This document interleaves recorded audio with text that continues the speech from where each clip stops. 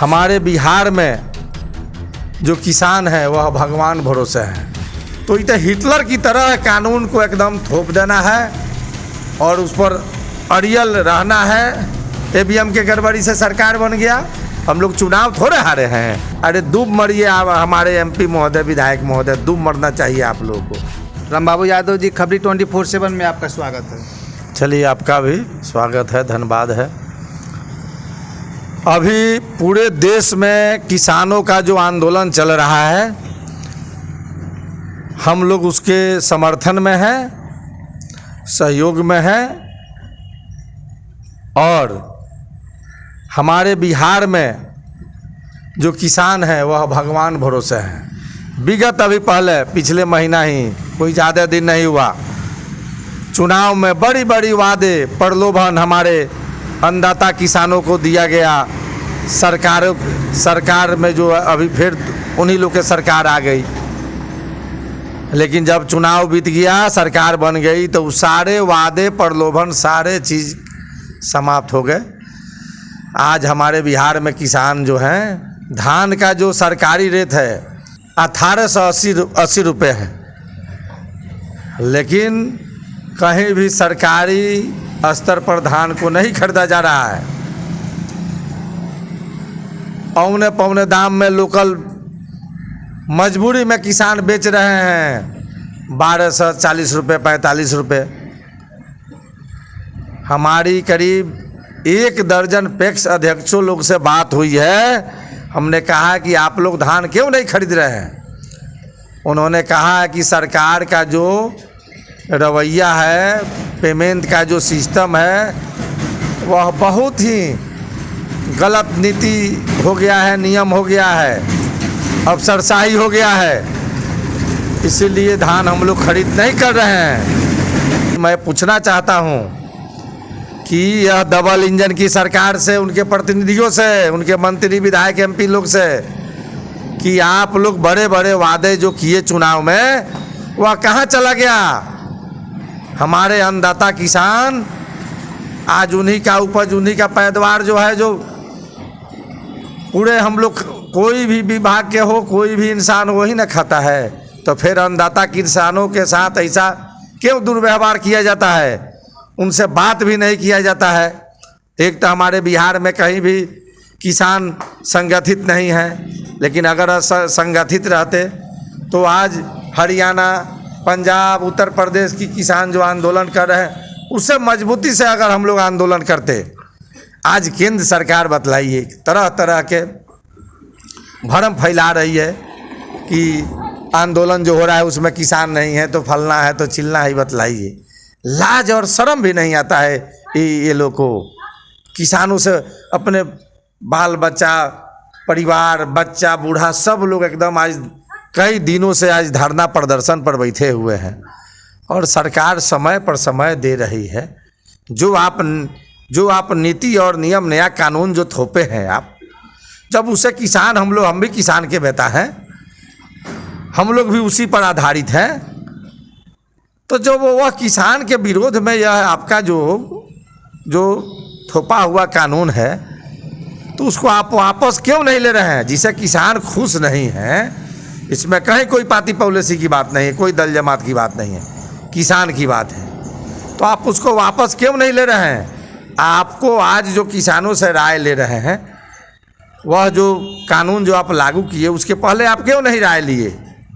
उसके पहले आप राय लेते, विचार करते, पूरे हिंदुस्तान के किसानों से, अपना अलग अलग राज्य से 5 आदमी को बुलाते, किसान को, और बुला के राय लेते, बात करते। तो इतना हिटलर की तरह कानून को एकदम थोप देना है और उस पर अड़ियल रहना है। चुनाव ऐसे बेईमानी से सरकार बन गया, ईवीएम के गड़बड़ी से सरकार बन गया। हम लोग चुनाव थोड़े हारे हैं 420 करके, ईवीएम के गड़बड़ी से चलते आज 3 दर्जन से भी ज़्यादा महागठबंधन को उम्मीदवार को हराया गया है। इसी के लिए कि किसी तरह सरकार बन गया, गलत कानून हम लोग थोप दे। अब किसान जाग गए हैं। पंजाब, हरियाणा, उत्तर प्रदेश से भी ज़्यादा बड़ा आंदोलन हमारे चंपारण, बिहार से होने जा रहा है। तो जैसे पंजाब, हरियाणा में जितना एकता है किसान में, और खुलकर विरोध कर रहे हैं, उतना बिहार में नहीं हो रहा है। अरे बिहार में नहीं है, इसीलिए ना आज किसान को कोई पूछ नहीं रहा है। इनका किसान जानते हैं क्या है? इनका किसान है अदानी, अंबानी, ऐसे ऐसे इनका मेहरा, ताता, कौन ऐसा इनका जो है किसान, मालिया, ऐसा इनका किसान है। वही किसान से इनको बुझ रहा है कि हमारा देश चल रहा है। मैं सावधान कर देना चाह रहा हूँ अपने बिहार सरकार को कि अविलंब चंपारण में सरकारी मूल्य पर एकदम धान को खरीदी करे, नहीं तो चंपारण से ही आंदोलन शुरू होगा। और वो आंदोलन ऐसा शुरू होगा कि जिस तरह देश की आज़ादी में लोग एकजुट हुए थे, उससे बड़ा आंदोलन मत हो जाए चंपारण से ही अन्नदाता किसान के समर्थन में। यहाँ पर देखा जाए तो जो बॉर्डर को लेकर के हम लोगों में जितनी परेशानी चल रही है, बॉर्डर के जो आसपास लोग हैं, उस पर आपका क्या कहना है? देखा जाए तो पाकिस्तान, चाइना से उतना डर नहीं है इंडिया को, लेकिन एक छोटा सा देश होकर के और इतना तबाह किया है, और उसके आगे नरेंद्र मोदी ने घुटना टेक दिए हैं। इस पर आपका क्या कहना है?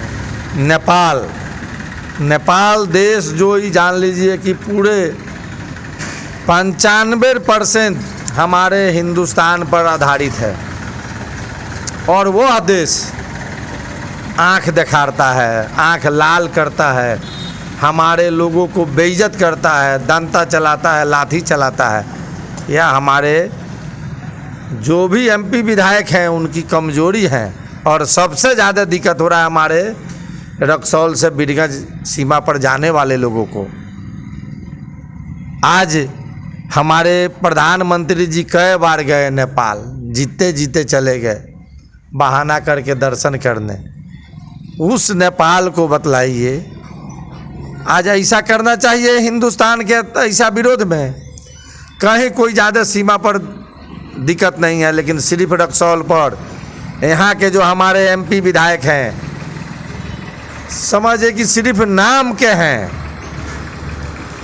और इतना कमज़ोर वो लोग हैं कि हमने देखा है आप ही के चैनल पर कि संसद महोदय बोल रहे थे कि इंटरनेशनल मामला है, दो देश का मामला। अरे भाई, आप एमपी तो हैं, आपकी सरकार है केंद्र में, आपका जो वोटर है, आपका मतदाता है, नेपाल में जा रहा है तो लाठी खा रहा है, डंडा खा रहा है, उधर से लोग आ रहे हैं, प्रतिदिन हज़ारों लोग आ रहा है, लेकिन कहीं दिक्कत नहीं हो रहा है। हम लोग के लोग जा रहे हैं तो आखिर क्यों दिक्कत हो रहा है? काहे दिक्कत हो रहा है? आपको जनता चुन के एमपी विधायक काहे के लिए बनाता है? कि जनता के कोई कष्ट हो, कोई कठिनाइयाँ हो, उसको दूर करने के लिए, कि आपको खाली भोज खाने के लिए, माला पहनने के लिए? अरे डूब मरिए आप, हमारे एमपी महोदय, विधायक महोदय, डूब मरना चाहिए आप लोगों को। रक्सौल से बक्सा भर के आप लोगों को, अब बेईमानी हो चाहे जो हो, आप लोग को वोट मिला इसी दिन के लिए कि रक्सौल वासियों जाके लाठी खाए, डंडा खाए, बेइज्जत हो, इसलिए नहीं। दोनों सरकार से मैं कहना चाहता हूँ कि कहीं ना कहीं इसमें जान लीजिए कि ये लोग के कमजोरी है या नहीं, तो इसमें भी बहुत बड़े राजनीतिक है, साजिश है।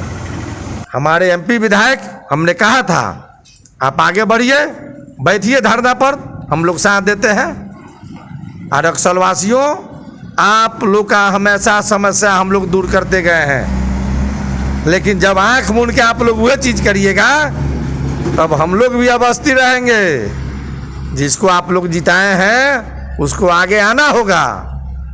इतना बड़ा समस्या था क्लिंकर का, आईसीपी चालू का, 29 घंटा हम लोग रोड पर बैठे, एनएच पर बैठे, केस भी हुआ, आखिर वो समस्या हल हुआ ना।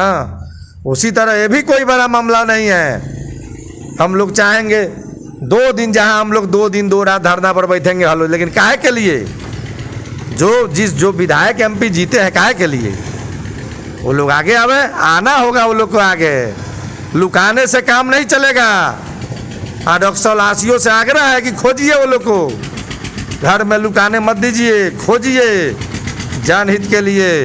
यह प्रजातंत्र है, और प्रजातंत्र में जो भी प्रतिनिधि चुन के आते हैं, एमपी विधायक का बहुत पावर होता है। उस पावर का इस्तेमाल करिए। और नहीं अगर आप खरा उतर रहे तो इस्तीफा दीजिए। देखिए हम लोग कैसे इतना ये आपके लिए बड़ा समस्या है, हम लोग के लिए कोई बड़ा समस्या नहीं है। देखिए कैसे समस्या को हम लोग हल कर देते हैं। पूरा नाकाबंदी हम लोग कर देंगे, एक आदमी को उधर से घुसने नहीं देंगे, अपने आप मामला हल हो जाएगा। चलिए, आपने अपना बहुमूल्य समय खबर 24 को दिया, उसके लिए बहुत बहुत धन्यवाद। चलिए, आपका भी बहुत बहुत शुक्रिया, धन्यवाद। कांग्रेस नेता बाबू यादव का कहना है कि एमपी विधायक जो वर्तमान में यहाँ के हैं वो आकर के यहाँ धारणा करें, प्रदर्शन करें, उनके साथ हम सहयोग करेंगे और पूर्ण से काम नहीं चलेगा। लुकाने से आपको काम नहीं चलेगा। जनता ने आपको वोट देकर जिताई है, दुख सुख में साथ देने के लिए। रसकौल आज तबाह है।